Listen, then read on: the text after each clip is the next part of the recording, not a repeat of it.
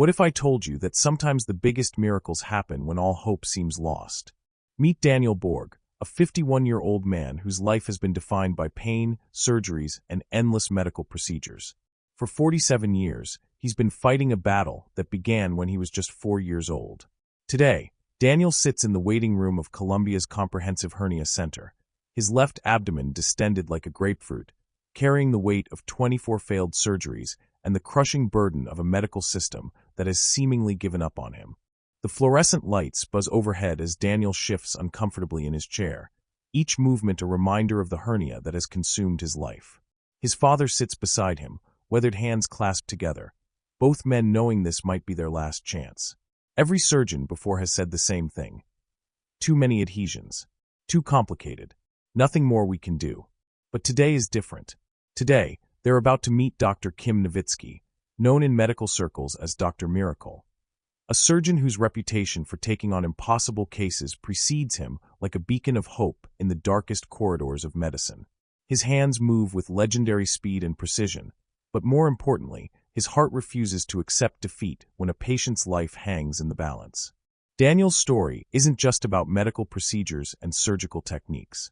It's about human resilience, about a doctor who sees beyond scars and complications to find the person underneath, and about the profound connection that forms between a healer and someone who desperately needs healing. It's about what happens when cutting-edge medicine meets unwavering compassion. As Daniel waits to meet the man who might give him back his life, he doesn't know that Dr. Kim has already spent hours studying his case, pacing his office, determined to find a solution where others saw only impossibility. This is more than surgery. This is about restoring a man's faith in tomorrow. If Daniel's journey resonates with you, if you've ever felt like giving up when facing overwhelming challenges, stay with us. His story will remind you that miracles aren't just medical breakthroughs. They're moments when human determination refuses to surrender. 4-year-old Daniel Borg was like any other child, running through the playground with boundless energy until the day everything changed. The cramping started suddenly, doubling him over during what should have been a carefree afternoon. His mother, Sarah, found him curled up in his bedroom, tears streaming down his small face.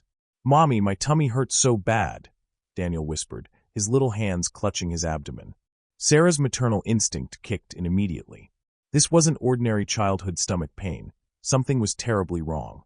The emergency room visit turned into days of tests, confused doctors, and mounting anxiety. Sarah held Daniel's hand as needle after needle drew blood, as machines hummed and clicked around his tiny body.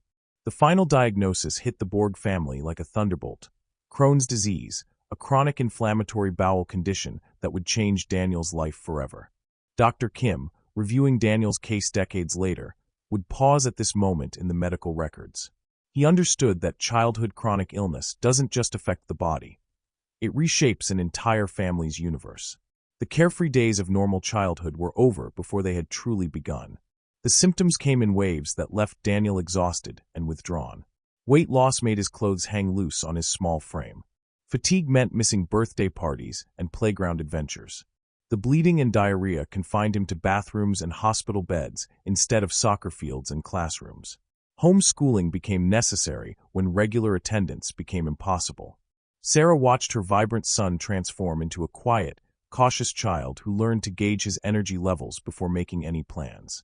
His father, Michael, struggled with feelings of helplessness, wanting to fix everything but unable to fight an invisible enemy attacking his son's body from within. The first surgery came when Daniel was 7. The surgeon explained the procedure in clinical terms, but Sarah saw only her little boy being wheeled away into an operating room that seemed impossibly large and cold. Recovery was slow, and the relief temporary. More surgeries followed, each one carrying hope, each one falling short of a permanent solution. By age 10, Daniel had learned to read his body's signals like a weather forecaster reads storm clouds. He knew when pain was building, when fatigue would keep him in bed for days, when social plans would have to be canceled. His childhood became a careful balancing act between treatment schedules and stolen moments of normalcy. Years later, Dr. Kim would recognize in Daniel's early medical history the foundation of incredible inner strength. Every child who faces chronic illness develops a unique resilience, but Daniel's quiet determination to keep living, despite the pain, marked him as someone special. This 4-year-old's courage would carry him through decades of challenges that would break many adults. As Daniel entered his teenage years, the battle against Crohn's disease intensified, leading to a decision that would change everything he thought he knew about living with chronic illness. At 14, Daniel's pain had become unbearable. Sarah watched her teenager, who should have been worried about homework and first crushes, instead calculating how far bathrooms were from any location he planned to visit. The Crohn's disease had become a cruel dictator, controlling every aspect of his young life. The decision for an ileostomy wasn't made lightly. Dr. Williams, Daniel's gastroenterologist, sat with the family in his office, medical diagrams spread across the desk like battle plans. "We'll create an opening in Daniel's abdomen," he explained gently, allowing waste to pass into an external pouch. It sounds drastic, but for many patients, it's life-changing. Daniel stared at the diagram, trying to imagine living with a bag attached to his body. At 14, body image matters enormously, and the thought of being even more different from his peers felt overwhelming.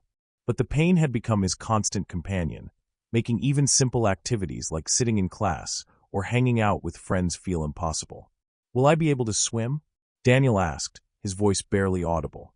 Swimming was one of the few activities that still brought him joy, the water supporting his weakened body in ways that solid ground couldn't. "Yes," Dr. Williams assured him. "This procedure is designed to give you your life back." The surgery took place on a gray November morning. Sarah paced the waiting room, Michael beside her, both parents wrestling with the weight of authorizing such a significant procedure for their child. When Dr. Williams emerged hours later with a gentle smile, they knew immediately that something had gone right. Daniel's recovery was unlike anything the family had experienced before. For the first time in 10 years, he woke up without the grinding, constant abdominal pain that had defined his existence. The relief was so profound it felt almost surreal. "Mom, I don't hurt," Daniel said 3 days after surgery, his voice filled with wonder. Sarah cried, not from sadness, but from the overwhelming joy of hearing words she'd waited years to hear. The adjustment to living with an ileostomy brought its own challenges. Learning to manage the external pouch required patience and practice. There were embarrassing moments, equipment failures, and the constant awareness that he was different from other teenagers. But for the first time since he was 4, Daniel could make plans without fear of sudden, debilitating symptoms. His appetite returned. His energy levels climbed. He started attending regular school again, making friends who knew him as Daniel, not the sick kid. Swimming became possible again, with special equipment that made him feel almost normal in the water. Dr. Kim, reading this part of Daniel's history, would nod with understanding. He'd seen how life-altering procedures could restore hope when all seemed lost. The ileostomy wasn't a cure, it was a chance at living. And Daniel seized that chance with both hands, embracing a teenage experience that had been stolen by chronic illness. The relief would last for years, giving Daniel a taste of what normal life could feel like and the strength to face whatever challenges lay ahead. With newfound health and energy, Daniel threw himself into building the life he'd always dreamed of, but his body was preparing to present him with an entirely new set of challenges. College felt like a miracle to Daniel. At 18, walking across the campus of State University with a backpack full of textbooks and a schedule packed with education courses, he felt like he was living someone else's dream. The boy who had been homeschooled due to chronic illness was now planning to become a teacher himself. His professors saw him as a dedicated student, always prepared, always punctual. His classmates knew him as Daniel, the guy who asked thoughtful questions and volunteered for group projects. None of them knew about the medical equipment discreetly hidden beneath his clothes or the careful dietary planning that allowed him to participate in campus life. Sarah watched her son flourish with a mixture of pride and protective anxiety. Video calls home showed Daniel looking healthier than he had in years, his face filled with purpose and excitement about his future. Michael joked that their son was making up for all the childhood experiences he'd missed. "I want to teach elementary school," Daniel told his parents during a holiday visit. "I understand what it's like to feel different, to struggle with things other kids take for granted. I think I can help kids who are going through tough times." His empathy, born from years of pain and medical procedures, made him exceptionally gifted in working with children who face their own challenges. During student teaching, Daniel connected instantly with students who were struggling, not just academically, but emotionally. His supervising teacher noted that Daniel had an unusual ability to see beyond behavioral problems to the hurt or fear underneath. After graduation, Daniel packed his life into a car and drove to Colorado, drawn by the mountains and the promise of a fresh start in a place where nobody knew his medical history. The teaching position he secured at an elementary school in Denver felt like the culmination of everything he'd worked toward. His small apartment near the foothills became a sanctuary where he could decompress after long days with energetic third graders. Hiking became possible, short trails at first, building up his stamina gradually. For someone who had spent childhood years confined to hospitals and bedrooms, the freedom to explore mountain trails felt revolutionary. Daniel dated occasionally, navigating the complex emotional territory of when and how to discuss his medical condition with potential partners. Some relationships ended when the reality of his situation became clear, but Daniel had developed a philosophical approach to rejection. He'd rather be alone than with someone who couldn't accept all of him. His teaching evaluations were exceptional. Parents requested their children be placed in Mr. Borg's class. His principal noted Daniel's unique ability to create inclusive classroom environments where every child felt valued and understood. But beneath this success story, Daniel's body was harboring new problems. The surgical sites from his childhood operations were beginning to weaken. Years later, Dr. Kim would explain to medical students that this is the cruel irony of complex medical histories. Each solution can create the foundation for future complications. At 32, Daniel began experiencing occasional stomach discomfort, but after decades of managing Crohn's disease, he'd learned to distinguish between different types of pain. This felt different, not the familiar inflammation of his chronic condition, but something mechanical, structural.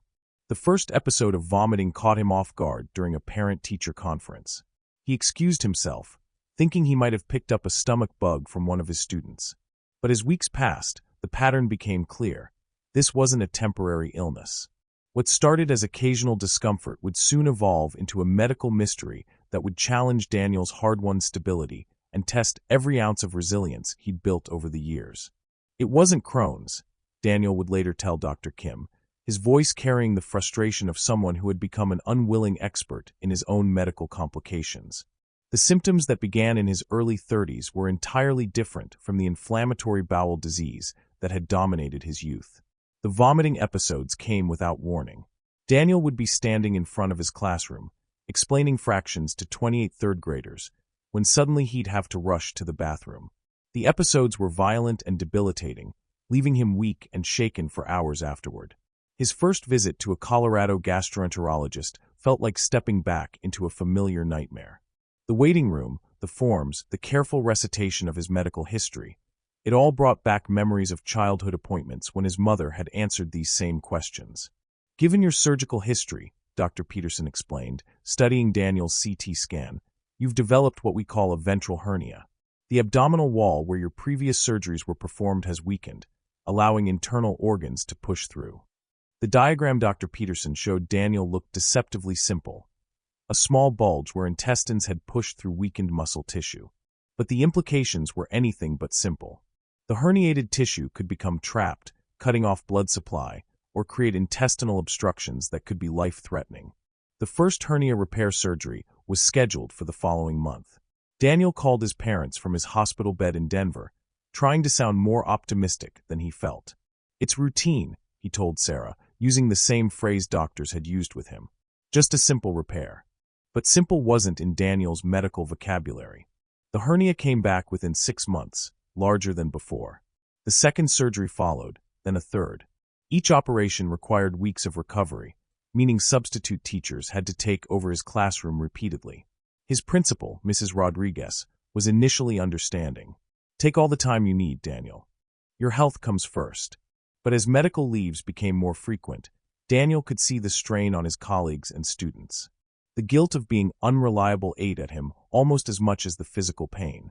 The hernia repairs became a frustrating cycle. Surgery would provide temporary relief.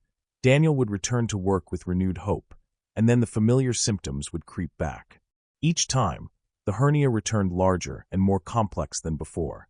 Dr. Kim, reviewing these records years later, would recognize the pattern immediately. Some patients develop what surgeons call hernia syndrome, A cascade of failures where each repair weakens the abdominal wall further, making subsequent hernias virtually inevitable. By his fifth hernia surgery, Daniel had developed what medical professionals call adhesions, scar tissue that forms between internal organs and the abdominal wall. These adhesions made each subsequent surgery exponentially more difficult and dangerous. The problem, Dr. Peterson explained after Daniel's seventh hernia repair, is that we're essentially trying to patch a weakness with techniques that may be creating new weaknesses. Daniel's medical leave became permanent. At 39, he was forced to accept disability benefits and move back to New York to be near his family. The independent life he'd built in Colorado, the teaching career, the mountain hikes, the sense of being a normal adult, evaporated in the space of a few months. Moving back into his childhood bedroom felt like admitting defeat, but Daniel had learned that survival sometimes requires strategic retreats. The return to New York marked not just a geographic change, but Daniel's entry into the most challenging phase of his medical journey, where hope would become increasingly difficult to maintain. The emergency room at Nassau University Medical Center became Daniel's second home.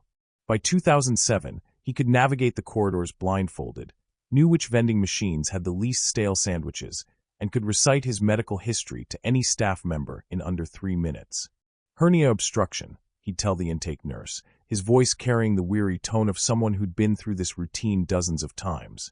The pain during these episodes was excruciating, a combination of intestinal blockage and the grinding ache of organs pushing against weakened abdominal walls. His latest surgeon, Dr. Martinez, was honest in a way that was both refreshing and terrifying. "Daniel, I'll be straight with you. Your abdominal cavity is like a war zone. Every previous surgery has created scar tissue, and that scar tissue is creating new problems. The operation in 2007 was supposed to be different." Dr. Martinez spent 6 hours carefully separating adhesions and repairing the hernia with a newer type of mesh designed to integrate better with human tissue. Daniel woke up optimistic, telling his father Michael, who'd taken time off work to be there, "This time feels different. I think we finally got it." 5 days later, Daniel couldn't keep food down. The obstruction had returned with a vengeance, and this time it brought a complication that nearly killed him. A severe post-surgical infection that sent his white blood cell count soaring and his fever to dangerous levels. Sarah sat beside his hospital bed, watching monitors track his vital signs while antibiotics dripped into his bloodstream. "We almost lost you," she whispered, gripping his hand. The infection took weeks to clear, leaving Daniel even weaker than before. Dr. Kim, reading this part of Daniel's story, would pause to consider the psychological toll of repeated medical trauma. Each failed surgery doesn't just affect the body. It erodes confidence, hope, and the belief that healing is possible. The hernia returned within months, but this time something had changed in the medical community's approach to Daniel's case. When he sought consultations for yet another repair, surgeon after surgeon delivered the same devastating message. "Too risky. Too many adhesions. We could cause more harm than good." Dr. Stevens at Mount Sinai was particularly blunt. "Daniel, your abdominal wall is like tissue paper in some places. Any surgery we attempt could result in having to remove sections of your intestine. You could end up with a colostomy or worse." The word inoperable began appearing in Daniel's medical records. At age 45, he was told to simply manage his symptoms and hope for the best. Pain medications became his constant companions, but they brought their own problems: digestive issues, mental fog, and the constant fear of dependency. Daniel's world contracted to the size of his apartment. Simple activities like grocery shopping became major undertakings, requiring careful timing around his symptoms and energy levels. Dating became impossible. How do you explain to someone that you might suddenly double over in pain at any moment? His nephew Jake, now in college, would visit and find his formerly energetic uncle lying on the couch, looking decades older than his actual age. "I used to be the adult who could keep up with you," Daniel told Jake sadly. "Now you're taking care of me." The hernia continued growing. By 2010, the left side of Daniel's abdomen was visibly distended, making it difficult to find clothes that fit properly. People stared, and Daniel learned to position himself in public places to hide the bulge as much as possible. 24 surgeries. That's how many procedures Daniel had endured by his 50th birthday, and none had provided lasting relief. His medical records read like a textbook case of everything that could go wrong with hernia repairs. Just when Daniel had accepted that he would spend the rest of his life managing pain and limitations, a chance conversation would introduce him to a name that would change everything.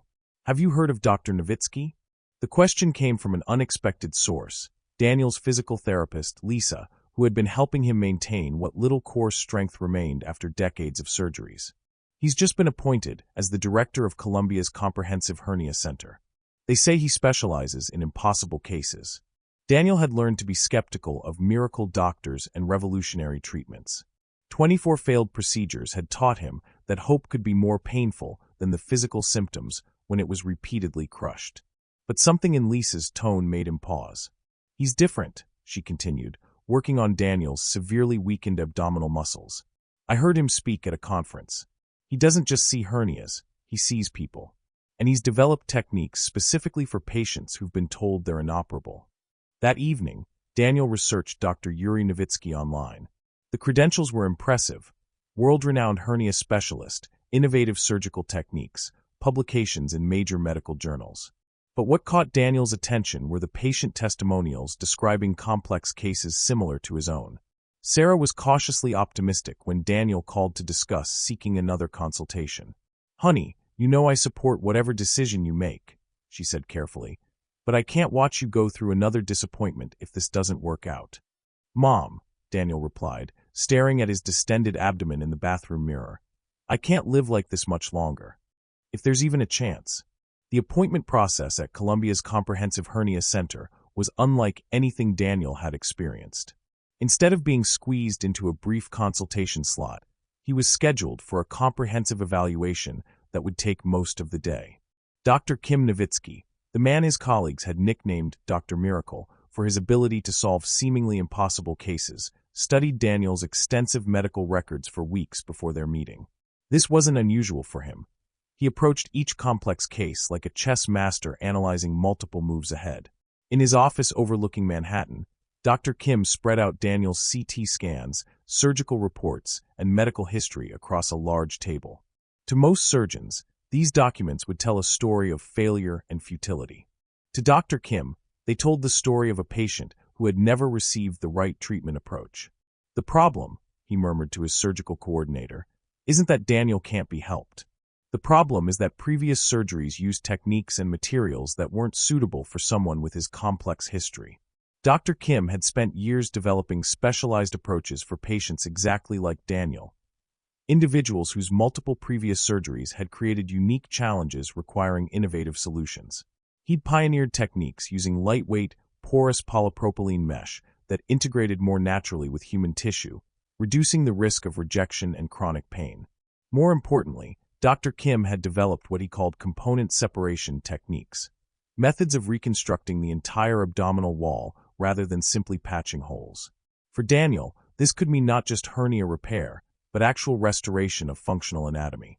The night before Daniel's consultation, Dr. Kim stayed late in his office, reviewing surgical approaches and planning multiple contingencies. His reputation for taking on impossible cases wasn't built on reckless optimism, but on meticulous preparation and genuinely innovative techniques. "Every patient deserves a chance," he told his residents during morning rounds. "When other surgeons say impossible, they usually mean difficult or requiring techniques I'm not trained in. Our job is to find solutions where others see only problems." For Daniel, sleeping in his Long Island apartment, the appointment represented something he'd almost forgotten existed: hope. The morning of Daniel's consultation with Dr. Kim would prove to be the beginning of a transformation that neither man could fully anticipate. Daniel's hands trembled slightly as he filled out paperwork in Columbia's Comprehensive Hernia Center waiting room. At 51, he'd sat in countless medical waiting rooms, but this felt different. This consultation represented either his last real chance at healing or another devastating disappointment. Michael sat beside his son, both men unusually quiet. The drive into Manhattan had been tense, filled with unspoken fears and carefully managed expectations.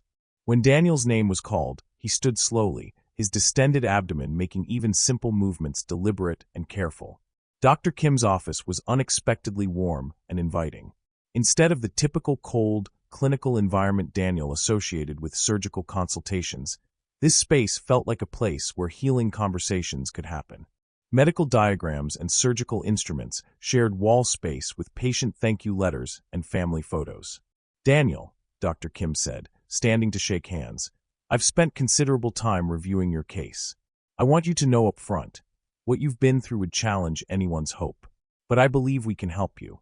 The direct acknowledgement of Daniel's suffering was unlike anything he'd experienced in recent consultations.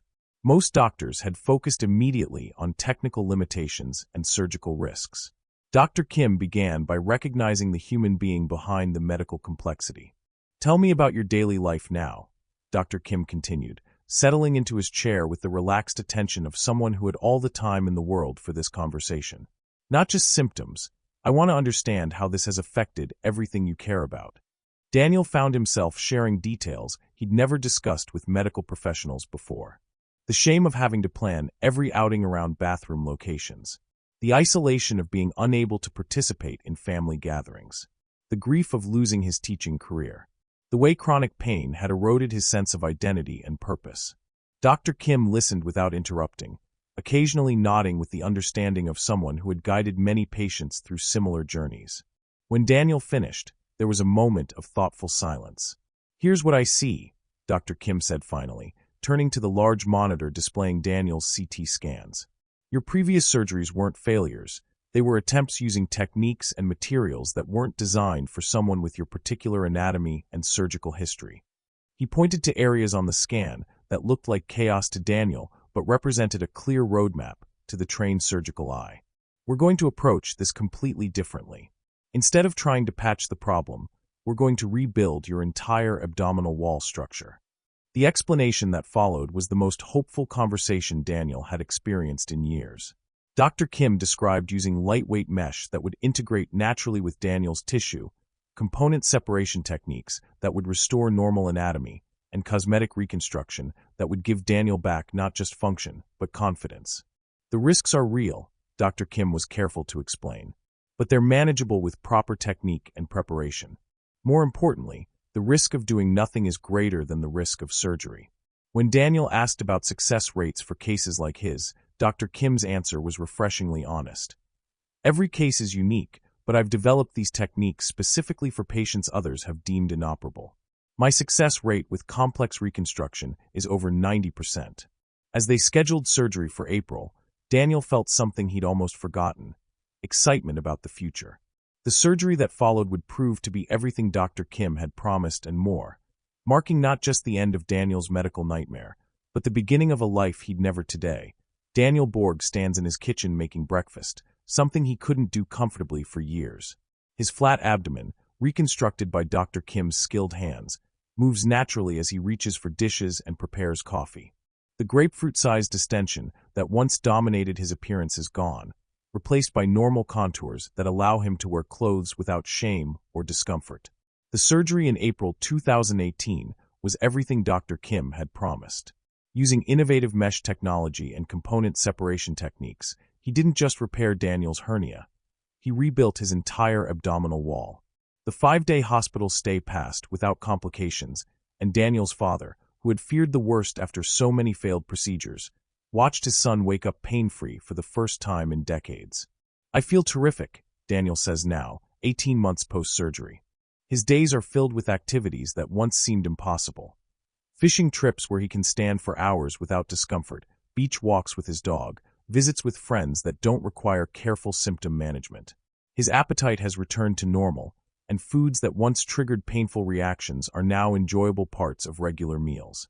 At 52, Daniel is contemplating purchasing a small business, something that would have been unthinkable when his medical condition made him unreliable and frequently incapacitated.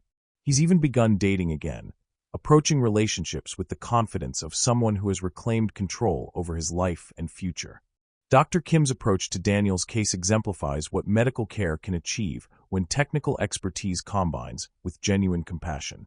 By seeing beyond the complex surgical history to the person who wanted his life back, Dr. Kim was able to design a treatment plan that addressed not just physical symptoms, but Daniel's overall quality of life.